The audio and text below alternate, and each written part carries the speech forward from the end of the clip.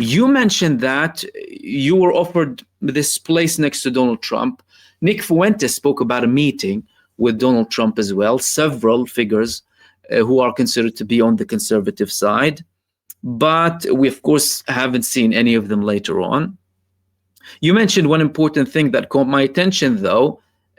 The handlers or somewhat of the receptionists who are next to them who try and suss you out before you go in. Can you elaborate who these people were exactly and what did they want from you exactly to come and be on the Trump camp and be that presenter that Donald Trump endorses and supports with his administration?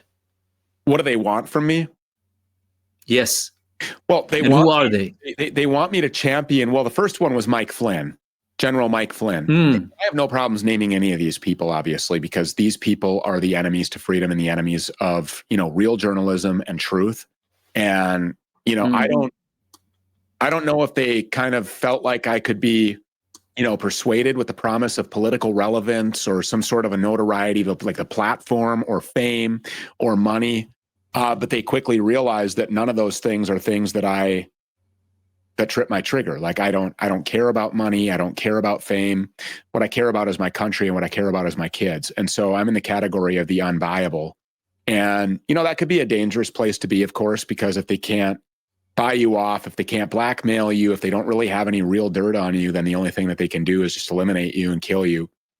So I've realized that that's a very real risk, especially when you look at things that were happening recently, like on September 10th, when Charlie Kirk was, murdered in front of 3,000 people live and the rest of the world on video. So, I think that what they wanted from me was they wanted somebody who was going to champion the Trump agenda or this agenda that was, assigned to Donald Trump and presented to us as the Trump agenda. But you quickly realize that it's not, in fact, his agenda at all. It's the agenda of Israel. It's the agenda of Jewish billionaires and big donors and people that have the money that somebody like Donald Trump really likes, or they have, big aircraft or jets or, whatever it is, or they have him on tape having sex with kids, maybe. I don't know. But they're not going to catch me in any of these positions, and they're not going to lure me with money. So what they wanted from me, obviously, was an endorsement that all of these things, they knew that I have a giant platform. They knew that I'm a skeptic. They knew that I question everything. They knew that my audience understands that I question everything and that I dive for evidence and that I look for fact and that I look for objective information that cannot be disputed. And, that I always try to find the source of where the conflict or the death or the destruction or the suffering is coming from. And then I shine a big bright light on it. That's what we're commanded to do, right? We're commanded to be the light that shines into the darkness that makes the cockroaches scatter so that you can judge man by his fruit. And Trump is no exception to that.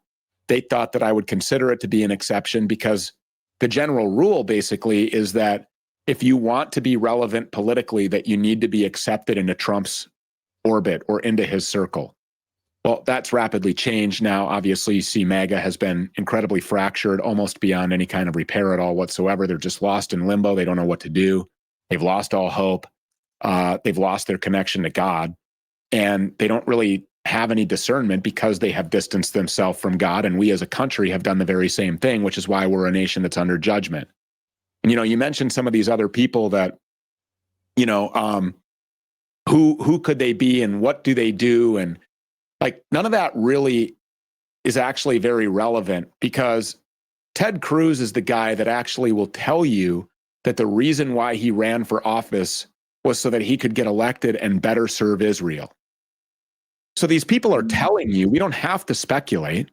We don't have to wonder why they're doing it or who these people are. That's all irrelevant, and it's just a waste of time because they're telling you specifically what it is that they believe. Lindsey Graham, this guy stood before the entire nation and said that if we don't properly bow to this 1948 founded stolen piece of land that they now call Israel, which was purchased by the Rothschilds from the city of London and made a country in 1948 on May 14th.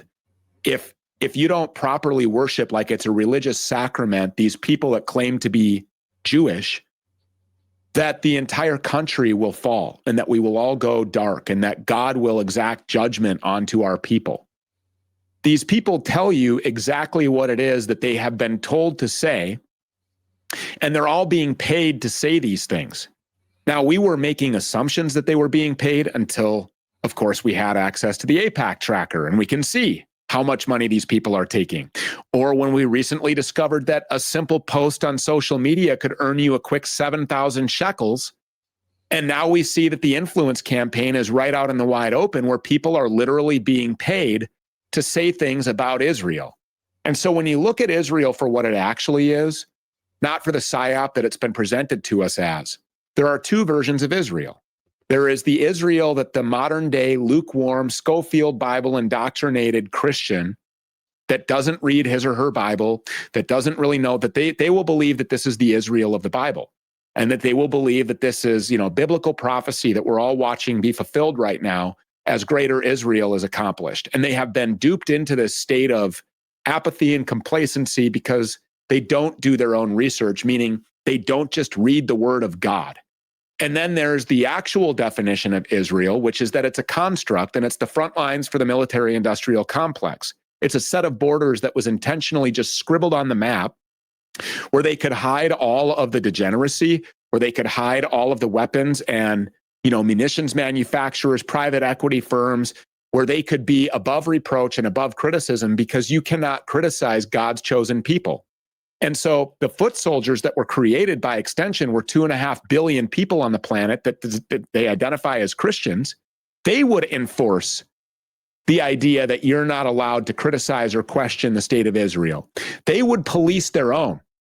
These people would never have to go and fight their own wars because we would go fight them for them because they are persecuted, because they are the perpetual victim, because they have been attacked since the very beginning of time. So the reality is completely erased from history. The fact that these people are responsible for death that just, completely far supersedes the 6 million number that they constantly throw around so that they can be the perpetual victims throughout history using the Holocaust as their linchpin for all of the actions that they do. These people are still taking reparations from Germans. They've collected billions and billions of dollars from German people, but no reparations have been collected by, the Black community, for example, in our country, who were brought here as slaves, not by white people, but by Jewish people. The transatlantic slave trade was owned largely by Jews. All of these slave ships were owned by Jews. The idea of slavery is a Jewish construct. Slavery is the brainchild of Jewish people. And there's just a lot of things that people just refuse to actually look at, although be it's right in the wide open. And so the fact is, what Israel actually is the front lines of the military-industrial complex and a safe haven for pedophiles and criminals. That's all it is. And it's stolen land, stolen from people who have rightfully called it their ancestral homeland for thousands of years, who allowed these Jewish people to actually exist there, who wanted peace with these Jewish people, who then turn around and put Palestinians into an open-air concentration camp, a prison camp, where they keep them without water, they keep them without food, they're not allowed to fish on their own shores without being gunned down by some IDF patrol boat. And the only way that they can fish, which we just saw this recently, is when those patrol boats are distracted, like, by example, a humanitarian aid flotilla that's making its way there with necessary goods for survival. And, these people then get captured by these people and told that they're terrorists for trying to help a people who have been barraged with rockets, who have been starved to death, who have been, repeatedly raped, who have had their kids taken from them and sold off into sex slavery, or who have had their organs harvested from them. Christians go there and they get spit on. So I don't know, where these people come from, and I don't know why they believe somebody like Ted Cruz or Lindsey Graham when they tell you something that's completely BS. It's a total lie that's been manufactured about this country, where when you look at all of the wedge issues that have been placed in our country, if you discuss any issue in our country, it's been brought to you, the source of all of this conflict, misery, suffering, financially, economically, spiritually, in our institutions of learning, in our government, with our law enforcement apparatus, with our courts of justice, anything that you look at in this country, in the United States, and you say, that's a bad thing, that's problematic, that's conflict that I don't want, that's unnecessary death, that's unnecessary bloodshed, that's spiritually immoral, it all comes from these same people, from this same fake nation state called Israel.